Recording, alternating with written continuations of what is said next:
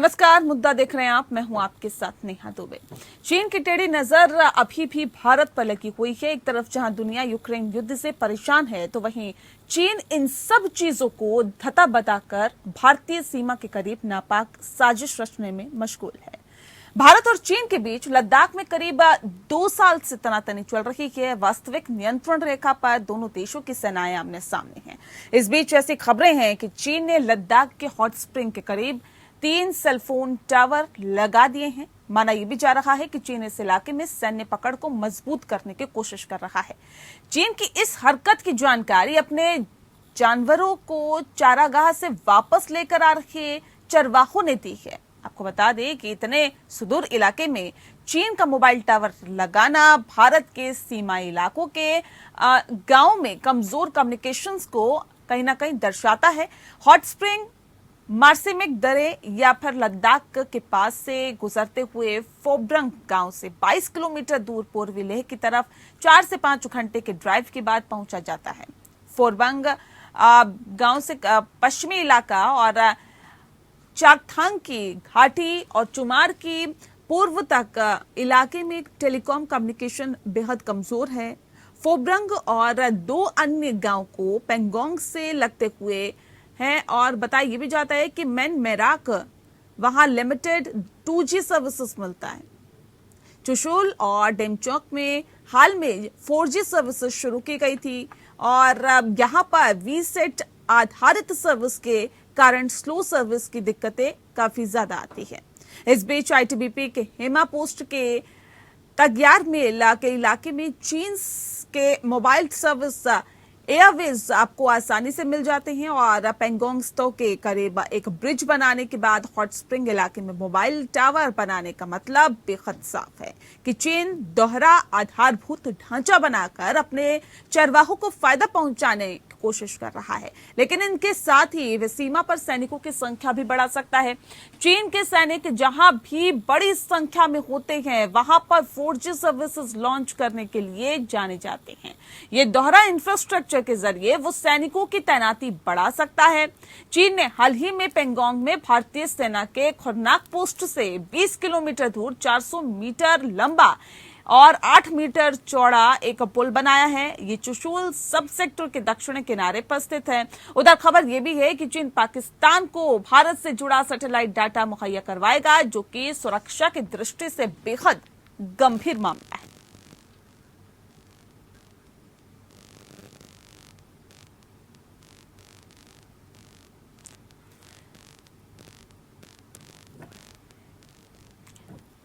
तो जी आपको बता दें कि चीन ने टेढ़ी नजर एक बार फिर से भारत पर कर दी है और ऐसे में एक तरफ जहां दुनिया यूक्रेन युद्ध से परेशान है, तो वहीं चीन इन सब चीजों को धता बताकर भारतीय सीमा के करीब नापाक कोशिशें रचने की कहीं ना कहीं उसमें मशगूल दिखाई दे रहा है। इस विषय पे आज हम तफसील से चर्चा करेंगे। खास मेहमान हमारे साथ मौजूद हैं, उनसे आपका परिचय करा देते हैं। सुरेश गोयल जी हमारे साथ है, एक्स डिप्लोमेटर। सर बहुत स्वागत है आपका। साथ ही मेजर जनरल राजन कोचर जी हमारे साथ है, डिफेंस एक्सपर्ट है। सर आपका भी बहुत स्वागत है। सबसे पहला सवाल मेरा कोचर साहब आपसे ही है, क्योंकि चीन लगातार अपनी नापाक कोशिशों को अंजाम दे रहा है।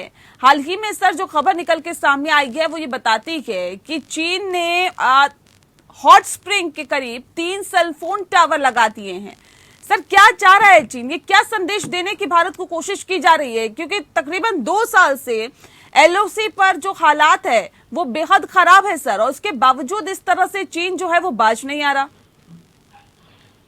देखिए नेहा जी, मैं सबसे पहले आपके चैनल को कॉम्प्लीमेंट करता हूँ। इशू आपने रेज किया है, बिकॉज ये एक बहुत ही इम्पोर्टेंट इशू है जो हम नजरअंदाज कर रहे हैं, बिकॉज हमारा जो फोकस यूक्रेन के ऊपर और बाकी देशों में ज्यादा है और हमको अपनी इंटरनल सिचुएशन के ऊपर भी ध्यान देना पड़ेगा। और ये जो मुद्दा है मोबाइल टावर्स का, ये एक आइसोलेटेड नहीं है, ये एक कंटिन्यूएशन जो एक्टिविटी चीन की चल रही है, एक बॉर्डर लॉ से शुरू हुआ था। आपको याद होगा 1 साल पहले चाइना ने नए अपने बॉर्डर लॉज बनाए हैं और जिसमें क्लियर किया था कि जो वो जिस एरिया को चाइना ने ऑक्यूपाई किया है वो उसका राइट होगा, और कोई भी देश अगर उस राइट का उल्लंघन करेगा तो चाइना लिबर्टी रखता है अटैक करने के लिए।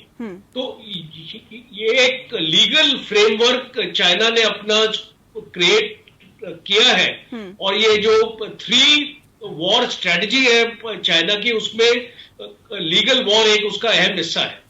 और ये लीगल अपना फ्रेमवर्क को मजबूत करने के लिए चाइना ने बॉर्डर एरिया में 100 विलेजेस, 100 से ऊपर गांव बसा दिए उस एरिया में। और अभी जो नेक्स्ट स्टेप है, ये मोबाइल टावर्स अपना लगा रहा है इस एरिया में, और इससे क्या होगा कि कनेक्टिविटी जो इंडिया के बॉर्डर एरियाज की भी है उसको भी चाइना मॉनिटर कर पाएगा। और वो एक इंपॉर्टेंट सिक्योरिटी कंसर्न इंडिया के लिए रहेगा कि चाइना अभी ये मोबाइल टावर्स लगाने के बाद हमारे नेटवर्क को भी मॉनिटर कर पाए। तो इसके लिए हमारे जो एरियाज है, गवर्नमेंट को सोचना पड़ेगा, लेफ्टिनेंट गवर्नर को भी इसके बारे में इसको ध्यान देना पड़ेगा कि लद्दाख का जो एरिया है और हमारे जो गांव है वहां पे कनेक्टिविटी नहीं है, 2G तक उसको नेटवर्क को उसको मुश्किल से पकड़ता है। तो इसीलिए हमको अपनी नेटवर्क कैपेबिलिटी को भी बढ़ाना चाहिए, और साथ साथ ये जो मोबाइल टावर्स आए हैं एक डिस्प्यूटेड एरिया में आए हैं, और इसकी एक स्ट्रॉन्ग प्रोटेस्ट चाइना हमको लॉन्च करनी चाहिए। सर, ये डिस्प्यूटेड एरिया का आपने जिक्र किया, मैं सुरेश जी का रुख कर लेती हूँ, उसके बाद सर फिर मैं आपका रुख करूंगी।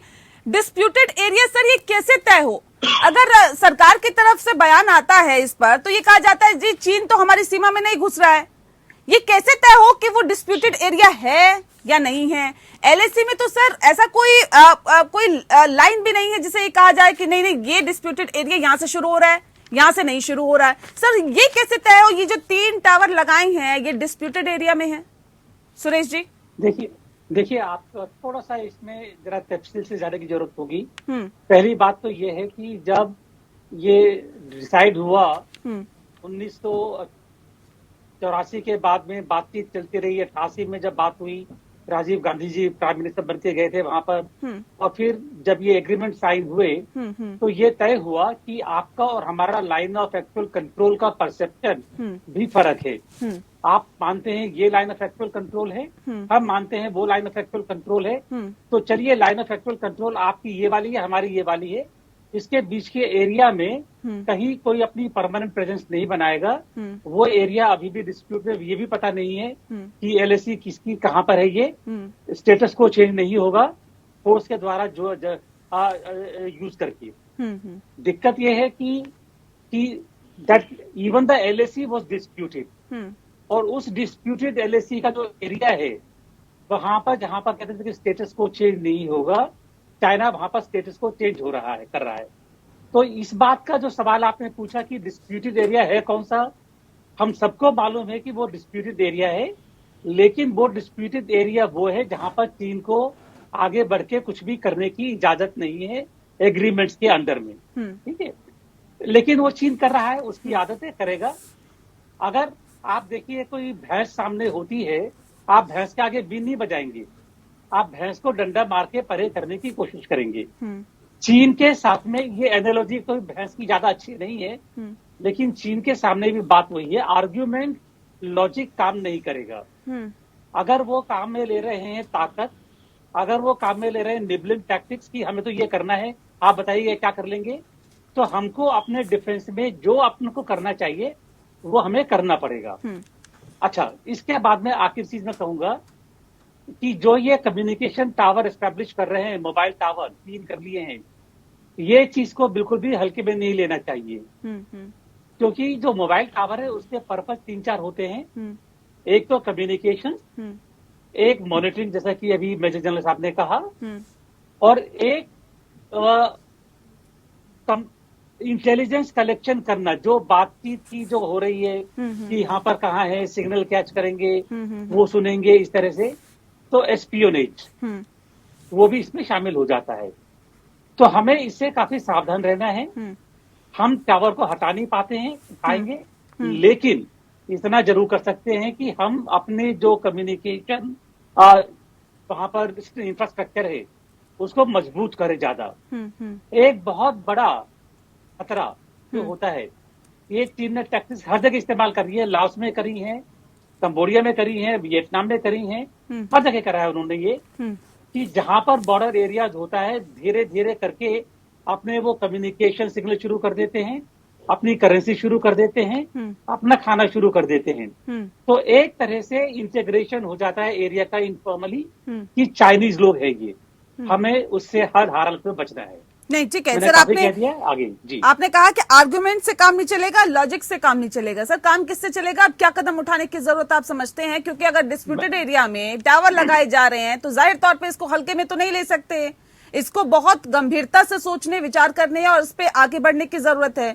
बहुत छोटी सी चीज है, आजकल टेक्नोलॉजी अवेलेबल है कि आप उनके सिग्नल्स को ब्लॉक कर सकते हैं।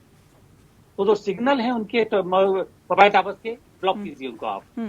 हमारा जो अपना इंफ्रास्ट्रक्चर है कम्युनिकेशंस का, अपने मोबाइल टावर लगाइए आप। झगड़ा होगा वो बोलेंगे जी, लेकिन हमें भी इतनी ताकत है कि जो हमारे लिए जरूरी है, आफ्टर ऑल रोड बन रहे हैं, टनल बन रही है, तो यहाँ पर अपने मोबाइल टावर स्ट्रॉन्ग कीजिए, कम्युनिकेशन स्ट्रॉन्ग कीजिए और उनके सिग्नल्स को ब्लॉक कीजिए।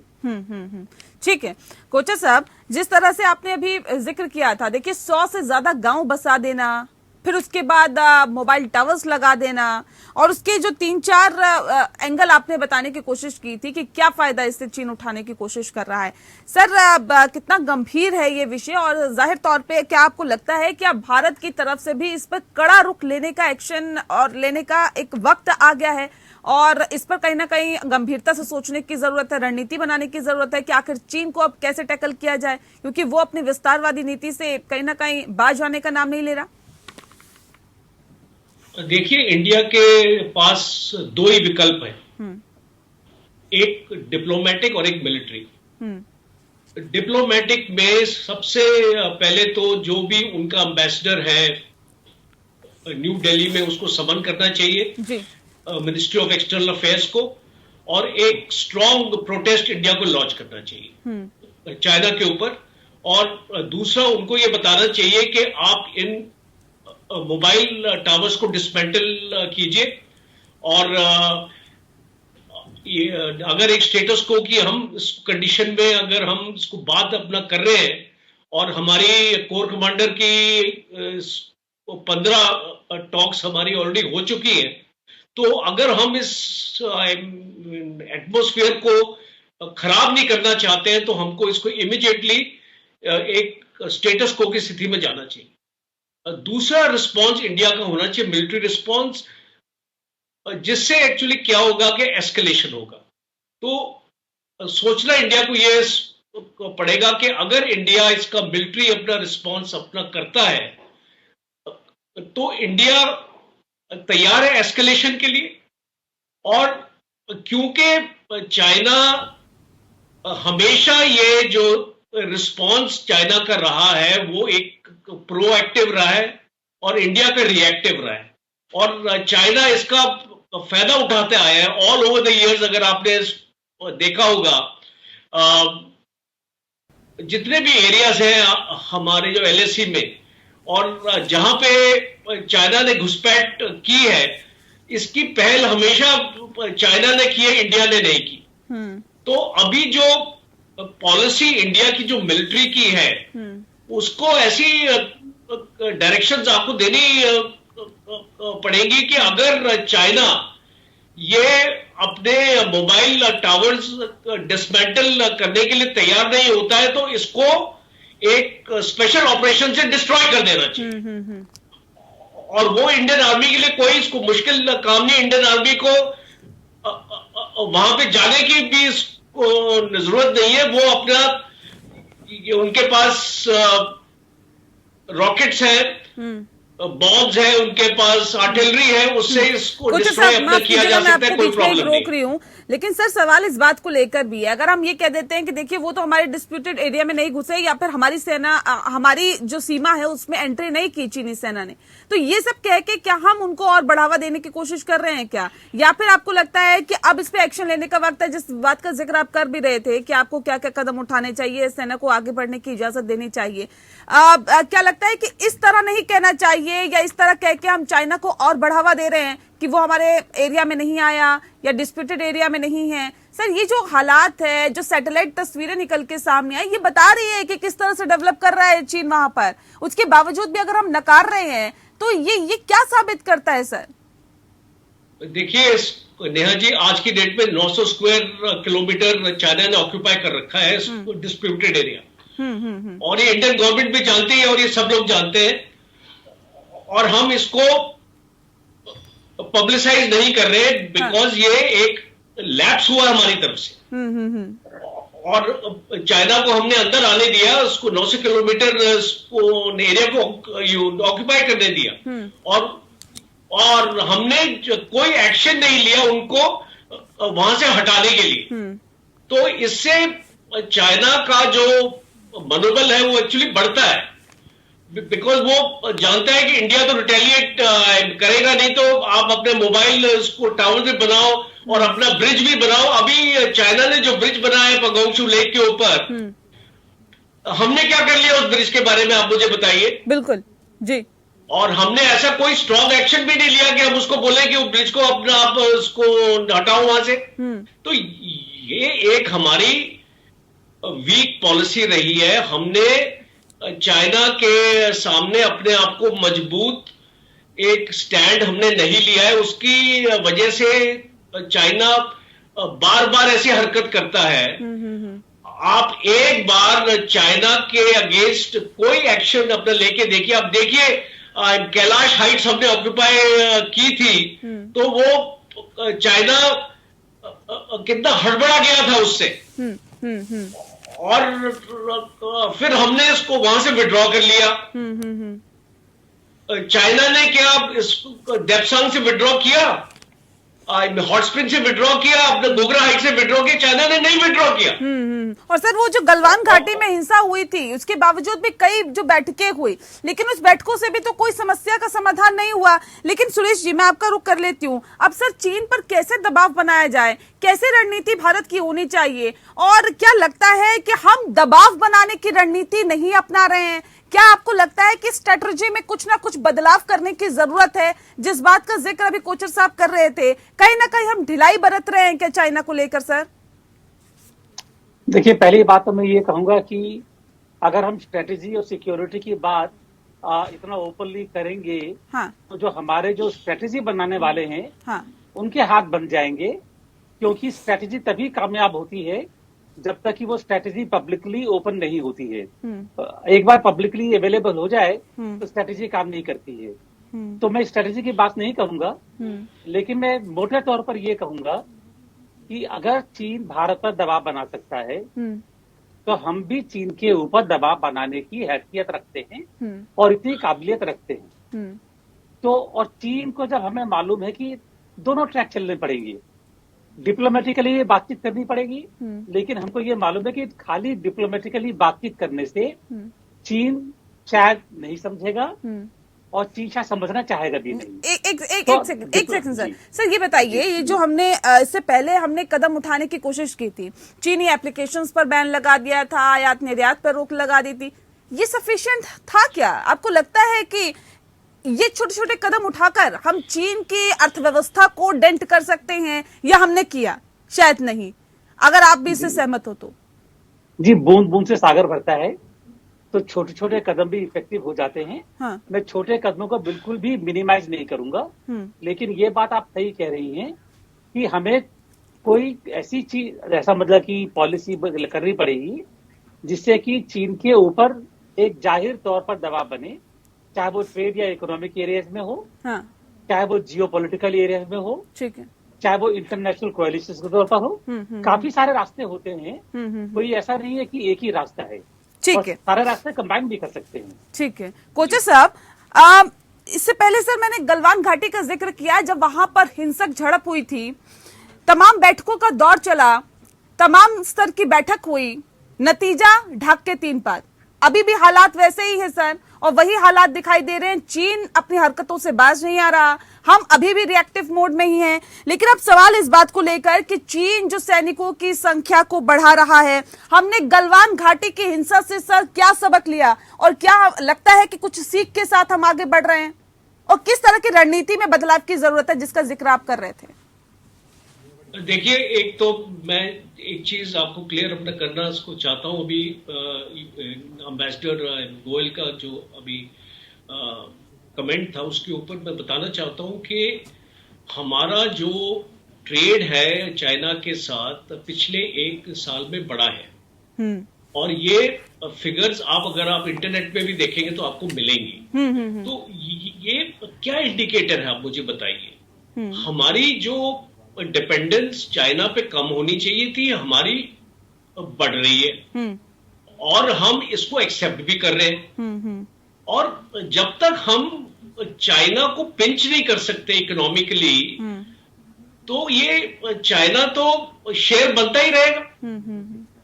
और दूसरा चीज जो आपकी जो है, आपका जो क्वेश्चन है इस गलवान के बाद, गलवान के बाद अभी एक मेजर स्ट्रैटेजी में और टैक्टिकल चेंज ग्राउंड पे ये हुआ है कि अभी हमारे जवान वहां पे डंडा लेके नहीं जाते, हथियार लेके जाते हैं।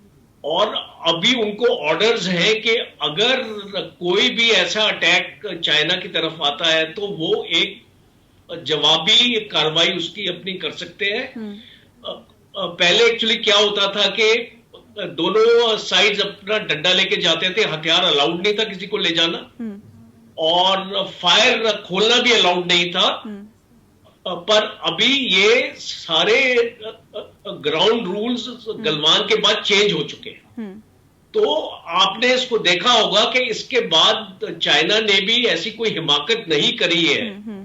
किसी भी एरिया में चाइना ने अपना एस्केलेट नहीं किया है, और ना ही इंडिया ने एस्केलेट किया है।